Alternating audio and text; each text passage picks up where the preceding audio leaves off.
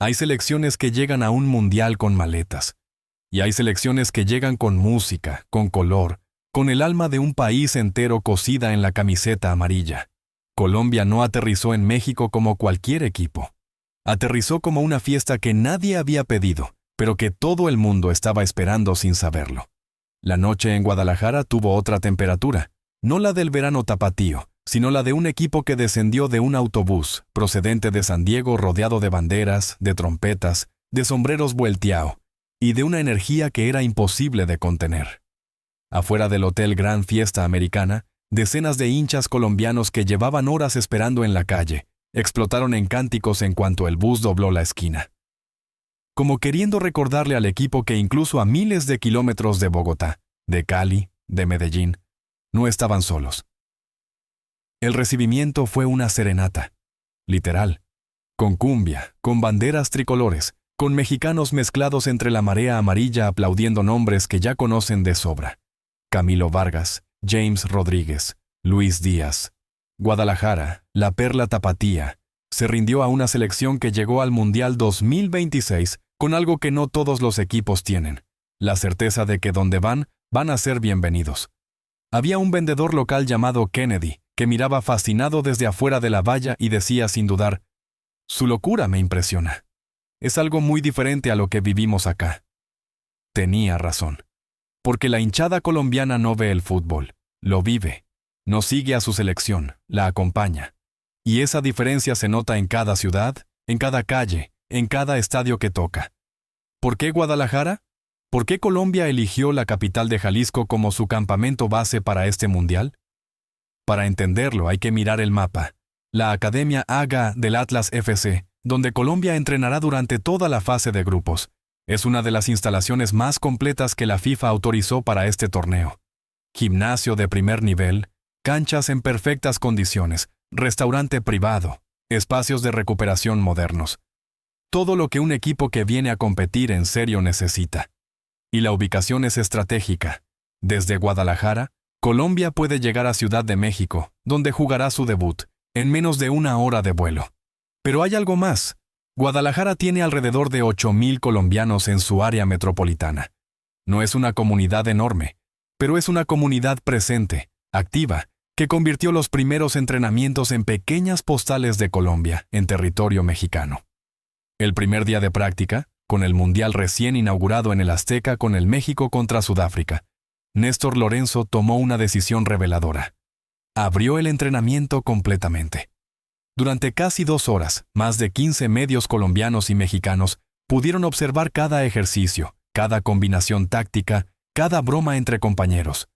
Una señal de confianza, de apertura, de equipo que no tiene nada que esconder y que llega al torneo sin complejos.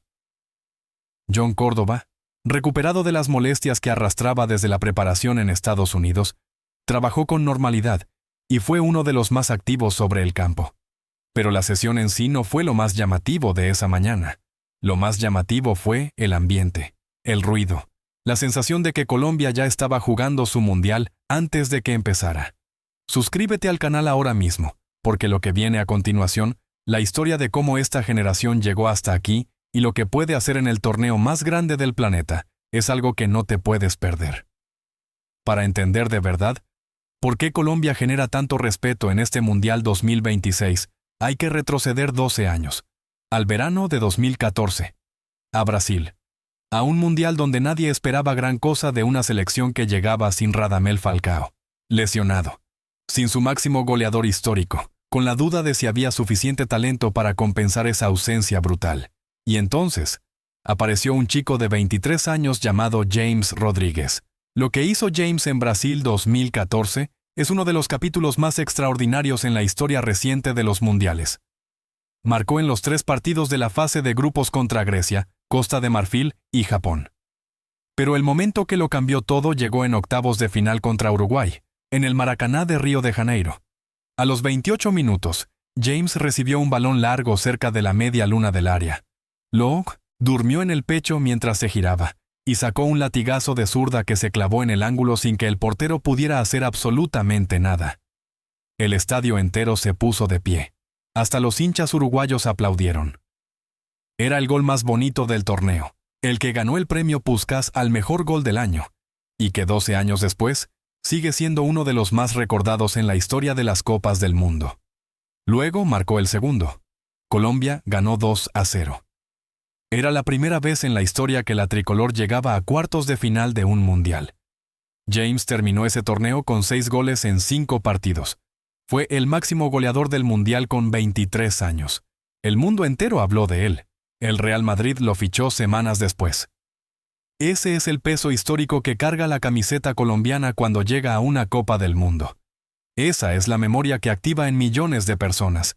Y en 2026, ese mismo James Rodríguez, ahora con 34 años, llega a su tercer mundial no como la promesa que deslumbró al mundo, sino como el líder que quiere cerrar su historia de la única manera que merece cerrarse: ganando. Pero el camino hasta aquí no fue sencillo. 4 años después de Brasil 2014, Colombia quedó eliminada en octavos de final en Rusia 2018 ante Inglaterra en los penales, con un James lesionado que veía el partido desde la banda mientras su equipo caía en la tanda de penales. Y luego llegó lo que nadie esperaba. En 2022, Colombia no clasificó a Qatar.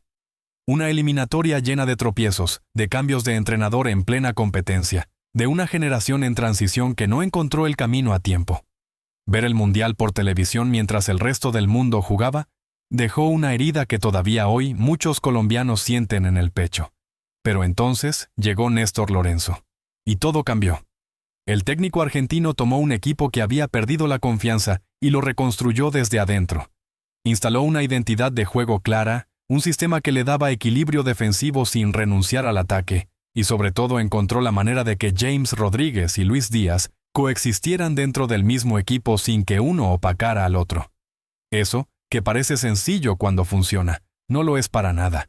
Son 2 jugadores con perfiles completamente distintos y con 2 maneras de entender el fútbol que no siempre encajan de manera automática.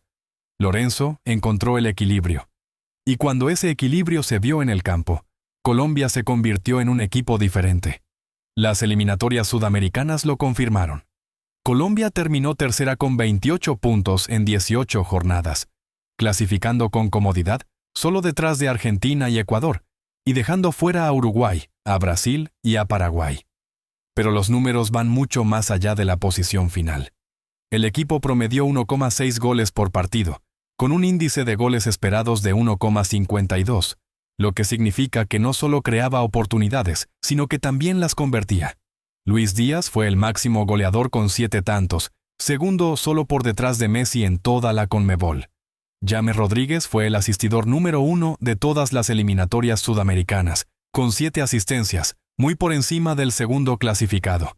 Y lo más importante para la proyección mundialista, ningún jugador anotó más del 30% de los goles totales del equipo. La fuente de gol está repartida, diversificada, distribuida por todo el campo. Eso hace a un equipo extremadamente difícil de neutralizar. Puedes marcar a James, puedes marcar a Luis Díaz, puedes marcar a John Arias, pero no puedes marcar a los 3 al mismo tiempo y también a Quintero, a Córdoba, a Carrascal. Colombia tiene demasiadas amenazas simultáneas. Antes de contarte lo que puede pasar en el Mundial y el partido que podría cambiar para siempre la historia del fútbol colombiano, suscríbete al canal, porque el enfrentamiento que nadie en este grupo quiere tener ya está más cerca de lo que parece, y no te lo puedes perder. Ahora miremos el plantel en detalle. Porque Colombia 2026 no es un equipo de una sola figura. Es una maquinaria colectiva construida durante 3 años de trabajo. En el arco está Camilo Vargas, sólido, seguro bajo los palos, con años de experiencia internacional acumulada. No es el tipo de portero que aparece en las portadas de los periódicos, pero es exactamente el guardameta que necesita un equipo que basa su fortaleza en el trabajo colectivo y no en individualidades aisladas. En la defensa, el bloque de 4 que construyó Lorenzo es compacto y difícil de superar. Daniel Muñoz por la derecha, rápido y con llegada constante al área contraria. Johan Mojica por la izquierda, uno de los laterales más ofensivos del continente, capaz de desequilibrar por su banda con precisión. Y en el centro, la pareja formada por Yerry Mina y Davinson Sánchez, 2 futbolistas con años de Premier League en las piernas, con la experiencia de haber jugado partidos grandes en los estadios más exigentes del mundo. Ninguno de los dos se achica cuando llega el momento de la verdad. En el mediocampo, Richard Ríos es el motor que nadie para. Uno de los jugadores más dinámicos de toda Sudamérica, capaz de correr, de recuperar el balón, de salir jugando limpio bajo presión y de llegar al área contraria cuando la situación lo exige. A su lado, Jefferson Lerma. Aporta músculo, intensidad y esa capacidad de hacer el trabajo invisible que libera a los creativos para que hagan su magia. Y los creativos son muchos. Juan Fernando Quintero, John Arias, Jorge Carrascal. Cada uno con su propio registro, cada uno capaz de decidir un partido con una sola acción en el momento menos esperado. Y luego está la dupla que define todo. James Rodríguez no viene a marcar 6 goles como en Brasil 2014. Viene a ganar. Viene con 34 años encima, con la cabeza de un jugador que ya ha visto todo, que ya ha sufrido todo, que ya sabe exactamente qué pesa un mundial y qué significa quedarse en casa mientras el resto del mundo juega. Esa experiencia no se compra. Y Luis Díaz llega en el mejor momento de su carrera. En su primera temporada con el Bayern de Múnich, firmó 26 goles y 17 asistencias en 49 partidos. Ganó la Bundesliga, la Copa de Alemania y la Supercopa. Marcó 7 goles en la Champions League, incluido un gol al Real Madrid en cuartos de final. Fue al mismo tiempo campeón de Liga Alemana y finalista de Copa, todo en su primer año en el club. Llegó por 75 millones de euros desde el Liverpool, y fue la mejor inversión que el Bayern ha hecho en años. Los propios dirigentes bávaros lo reconocen abiertamente. Es el mejor extremo izquierdo del mundo en este momento, y lo que puede hacer en un mundial contra cualquier lateral derecho del planeta da vértigo. El Grupo K no es un regalo, pero tampoco es una condena. Portugal con Cristiano Ronaldo disputando su 6º mundial a los 41 años, Uzbekistán en su debut histórico con Fabio Cannavaro en el banquillo, y la República Democrática del Congo, que regresa a una Copa del Mundo 52 años después de su única participación como Zaire en 1974. Colombia arranca el 17 de junio ante Uzbekistán en el Estadio Azteca de Ciudad de México. Un debut en el templo del fútbol mexicano, frente a un rival debutante. Luego vendrá el Congo el 23 de junio, y finalmente Portugal el 27 en Miami. Ese tercer partido es la clave del grupo. Si Colombia llega ya clasificada, es un duelo de primer lugar. Si no, es una final adelantada donde una generación entera tiene algo que demostrar. Pero hay algo que no está en ninguna estadística ni en ninguna hoja de análisis, y que convierte a esta Colombia en un candidato real a llegar muy lejos. Y eso es el hambre. El hambre de una generación que se quedó fuera de Qatar 2022, que tuvo que ver el último mundial por televisión, que llegó a la final de la Copa América 2024 sin ser inferior a nadie, y la perdió en el tiempo extra por un solo detalle. Esa clase de herida no se cierra con el tiempo. Se cierra ganando. Y cuando una selección llega a un mundial cargando esa deuda acumulada, el peligro que representa es real, concreto y absolutamente serio.